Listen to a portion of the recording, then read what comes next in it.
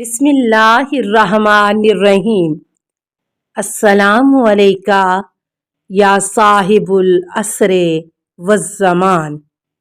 السلام علی الحسین وعلی علی ابن الحسین وعلی اولاد الحسین وعلی اصحاب الحسین۔ مختار 13 برس تک طائف کی آزاد پاک و پاکیزہ آب و ہوا میں تربیت پاتا رہا۔ فنون میں شہ سواری، تیر اندازی اور کشتی بازی میں اپنے ہم عمر طبقے سے بہت بڑھ گیا۔ علاوہ ازیں دانائی، ہوشمندی اور فصاحت و بلاغت میں طرۂ امتیاز رکھتا تھا۔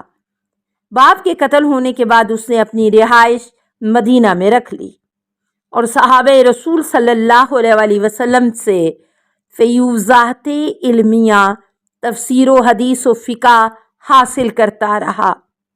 خصوصاً جناب امیر علیہ السلام سے اس کو شرف تلمذ حاصل تھا۔ خلافت ثانیہ اور ثالثہ کے دور میں اس نے اہل بیت کی مظلومیت کا خوب جائزہ لیا اور عثمان کے قتل کے بعد اس نے حضرت علی علیہ السلام کی بیعت کی اور کوفہ میں جا آباد ہوا، اور جب معاویہ کی طرف سے مغیرہ بن شعبہ کوفہ کا گورنر ہوا تو مختار واپس مدینہ میں گیا اور محمد بن حنفیہ کی خدمت میں رہا۔ پھر معاویہ کی حکومت کے آخری دنوں میں دوبارہ کوفہ میں آیا۔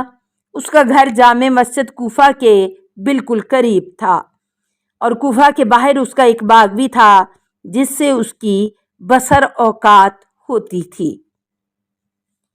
ابن نما سے آخذ السار میں منقول ہے کہ مختار نے ایک دن معبد بن خالد سے ملاقات کی اور کہا، میں نے کتب سابقہ میں سے ایک پیشن گوئی سنی ہے کہ قبیلہ ثقیف سے ایک شخص خروج کرے گا جو جباروں کو قتل اور مظلوموں کی نصرت کرے گا اور کمزور لوگوں کو اپنے حقوق دلوائے گا۔ اس شخص کی جس قدر اوصاف بیان کیے گئے ہیں وہ سب مجھ میں موجود ہیں، سوائے 2 باتوں کے۔ ایک یہ کہ کہتے ہیں کہ اس کی ایک آنکھ ناقص ہوگی، حالانکہ میری دونوں آنکھیں درست ہیں۔ دوسری یہ کہتے ہیں کہ وہ جوان ہوگا، حالانکہ میں 60-70 برس کی عمر میں ہوں۔ تو معبد نے سن کر جواب دیا کہ لوگ پہلے زمانے میں 60-70 سال کی عمر کے آدمی کو بھی جوان سے تعبیر کر دیا کرتے تھے، اور آنکھیں ابھی تو ٹھیک ہے، لیکن کیا معلوم حوادث زمانہ کے دور سے ان کا انجام کیا ہوگا۔ مختار کا قید ہونا۔ معاویہ کی موت کے بعد جب کوفیوں نے امام حسین علیہ السلام کو دعوت نامے لکھے اور امام پاک نے حضرت مسلم کو اپنا نائب بنا کر بھیجا تو مسلم نے کوفہ پہنچتے ہی مختار کے گھر میں نزول اجلال فرمایا۔ حضرت مسلم کا پہل مختار کے گھر میں وارد ہونا مختار کی عظمت و جلالت کا غماز ہے۔ اگر حضرت مسلم کی نظر انتخاب میں حسینیت کے پرچار کے لیے کوئی دوسرا شخص زیادہ موزوں نظر آتا تو حضرت مسلم اس کو ترجیح دیتے، اور ممکن ہے کہ امام حسین علیہ السلام نے حضرت مسلم کو عہدہ نیابت تفویض کرتے وقت اپنے خواص کے نام بتا دیے ہوں اور کوفہ میں رہنے کا پروگرام بھی تشکیل دے دیا ہو، اور مختار کے گھر میں قیام کرنا بھی عین ممکن ہے، بلکہ قرین قیاس ہے کہ امام پاک کی فرمائش پر ہو اور ان واقعات سے مختار کی اہل بیت عصمت اور درمان نبوت کے نزدیک قدر و منزلت کا پتہ چلتا ہے۔ بہرکیف مختار لوگوں کو مسلم کی بیعت پر آمادہ کرتا رہا اور اس تحریک میں پیش رہا، یہاں تک کہ 18,000 افراد داخل بیت ہو گئے اور نعمان بن بشیر کے کوفہ سے نکال دینے کے منصوبے بنائے جا رہے تھے کہ ابن زیاد پہنچ گیا اور معاملہ ویسے کا ویسا رہ گیا۔ حضرت مسلم خفیہ طور پر ہانی کے گھر چلے گئے تاکہ ابن زیاد کو ان کی رہائش کی اطلاع نہ ہو سکے۔ مختار کے دل میں یہ خیال تک نہ گزرا تھا کہ لوگ مسلم کی بیعت سے انحراف کر کے ابن زیاد کے ساتھ مل جائیں گے۔ چنانچہ اسی دوران کوفہ سے باہر اپنی مملوکہ بستی میں چلا گیا جہاں اس کا ایک عمدہ باغ بھی تھا اور اس کو لقفہ کہتے تھے۔ بس اچانک اسے خبر پہنچی کہ لوگوں نے ابن زیاد کے خوف سے حضرت مسلم علیہ السلام کی بیعت توڑ دی ہے، تو اس نے ایک سبز جھنڈا عبداللہ بن حارث کے حوالے کیا اور اپنے قبیلے کے چند نوجوانوں کو ساتھ لے کر نہایت تیزی سے مسجد کوفہ کے باب الفیل تک پہنچا، اور مختار کی حیرت کی حد نہ رہی جب دیکھا کہ ابن زیاد کی فوجوں نے کوفہ کو گھیر رکھا ہے اور لوگ جوک در جوک ابن زیاد کی امان میں داخل ہو رہے ہیں، اور تھوڑی سی جماعت کے ساتھ اتنی بڑی فوج کا مقابلہ کرنا نہایت مشکل ہے۔ تو بعض ساتھیوں کے مشورے سے عمر بن حریث کی یقین دہانی سے کہ تجھے قتل نہ ہونے دوں گا، نہایت بادل ناخواستہ وقت کی مصلحت کے ماتحت انجام کا دیکھنے اور صحیح پروگرام سوچنے کے لیے امان کے جھنڈے کے نیچے داخل ہو گیا، اور عمر بن حریث کے ہاتھ میں تھا۔ ادھر خفیہ لوگوں نے مختار کی آمد کی کیفیت کی اطلاع ابن زیاد تک پہنچا دی تھی۔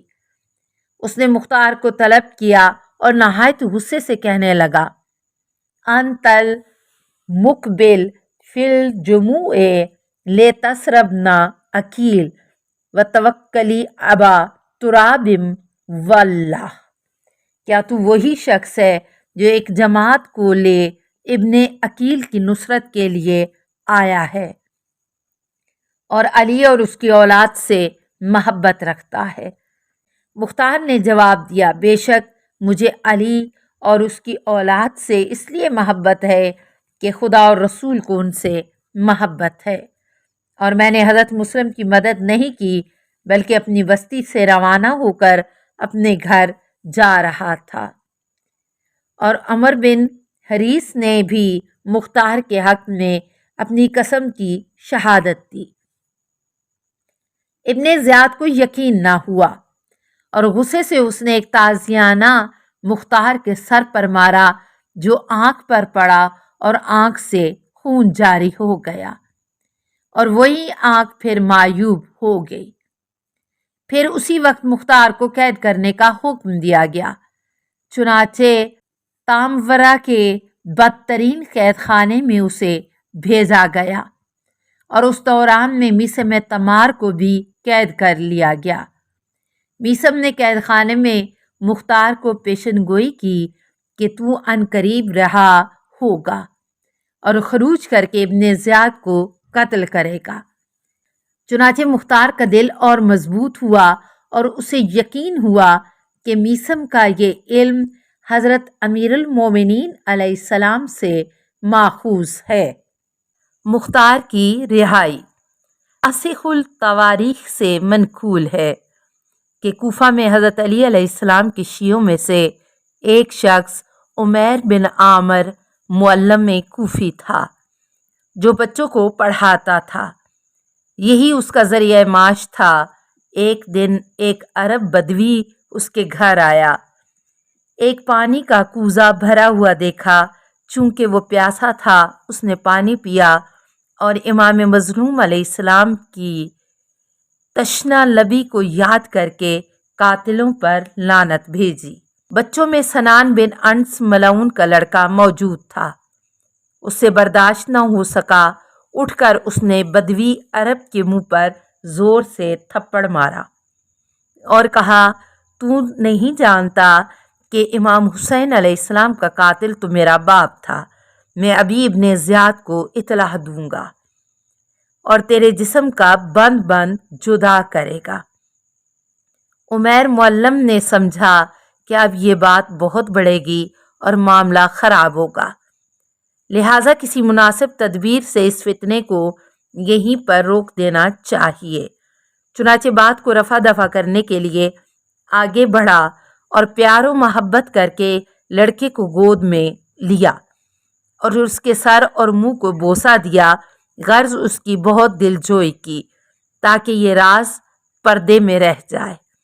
وہ بچہ ملعون بن ملعون وقتی طور پر خاموش ہو گیا، لیکن جب چھٹی ہوئی تو گھر جاتے ہوئے ایک دیوار کے ساتھ ٹکر مار کر سر کو زخمی کر لیا اور جسم کو خون آلود کر کے گھر پہنچا۔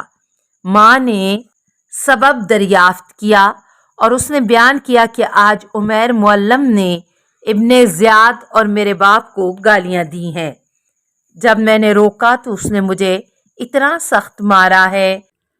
السلام علیکہ یا صاحب العصر والزمان، الامان الامان الامان من فتن الزمان، السلام علیکہ یا خلیفۃ الرحمن، السلام علیکہ یا امام الانس والجان، السلام علیکہ یا مظہر الایمان، السلام علیکہ یا شریک القرآن، السلام علیکہ یا قاطع البرہان، السلام علیکہ یا امام زماننا، ھذا اجل اللہ فرجک وسہل اللہ مخرجک وظہورک، السلام علیکہ ورحمۃ اللہ۔ اللہم صلی علی محمد و آل محمد۔